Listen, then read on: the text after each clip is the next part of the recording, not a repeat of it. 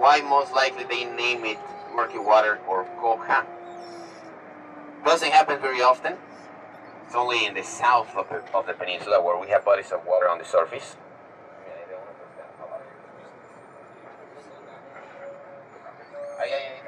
There's one.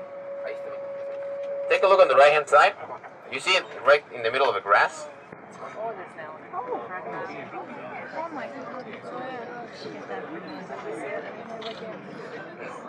And actually, I don't know if you see the shading in the water further out. That's another croc underneath. Oh, yeah. Just right there in the middle of the grass, lifting up the head right now, waving at us. Or it's opening the mouth. I can see it from here. It's the mouth, right? Yeah. There it is. What you don't see is I have the remote control right here in my pocket. That's a medium-sized one. Number 2, don't touch the trees. This is very important because usually when I start talking, we have a tree just next to us and we lean on the tree or we hold on the tree. Don't do that because there is a type of tree that the sap is very concentrated. It's almost like acid, and it can cause a very bad rash on the skin. If you're sensitive enough, it could be like a second-degree burn. So for your convenience, don't touch the trees, right? There's another tree that we can use for a cure, but it's better to be safe and don't touch it. Those are the mosquitoes. But I will need everybody to move again close to me so that we don't have to wait for everybody to catch up. Watch your step all the time. Okay, we have rocks, we have roots sticking out of the ground. Sometimes it's uneven, so watch your step all the time. Not only when you're walking or climbing, but all the time. Alright? And they have like a franchise already. And there's one in Yucatan, and they have really good people. Yeah, we were just there yesterday. Ah.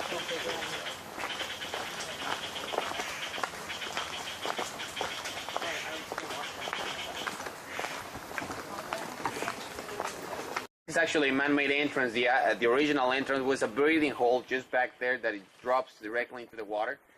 Here, the staircase, you go to the last step and then there's the water. 2 steps from there, it drops about 90 feet or so. And this is one of the several entrances to what is right now the second longest underground river system in the world. The longest one is also in this area. And this one, last time I checked, they had mapped about 178 kilometers of underground rivers. The longest one is 182. Last time I checked, and what they're doing now is they're trying to connect these 2 systems, and that would cause this to make the second longest either dry or underwater system in the world. But again, now including the dry one. So even though we're not going to be swimming here, these might as well be connected to the one we're going to be swimming in. And usually when you hit the light that's hitting it, you can see the crystal clear water in this.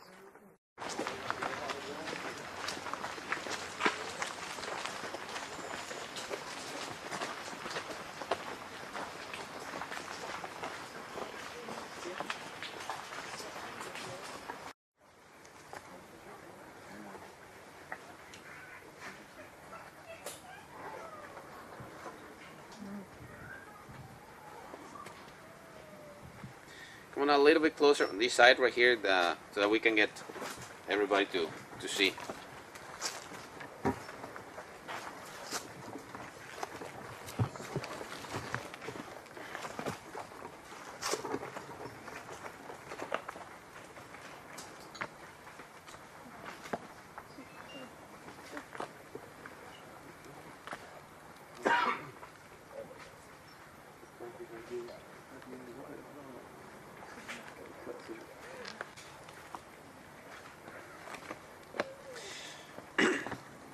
Alright, again, I'm gonna try to be quick.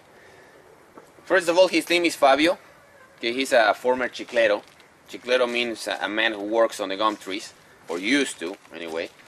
And he did this for a living not so long ago. So what he's doing is just a little representation of what he actually did. So as you can see, he's going bare feet. Some of them, they would use spikes. He learned bare feet. This is more comfortable for him, and that's the way he did it. And This was done all the way to the 1970s, when the just before the artificial gum base came into the picture, and this was left behind. But they were doing this on camps for 6 to 8 months, camping deep in the jungle during the rainy season. That would include all the animals that you might find in this jungle, looking for these trees, climbing these trees, tapping the tree like he's just demonstrating right now. They would do it in crosses, so that the sap from one cod runs down, gets together with the one coming from the other side. They both run down below to another one. You can see the scars right here on the tree, and then everything runs into one single bag. They would tap about 20 trees in a day. The next day they collect all the bags, bring it back to the camp, and start cooking it 4 to 5 hours non-stop, moving it.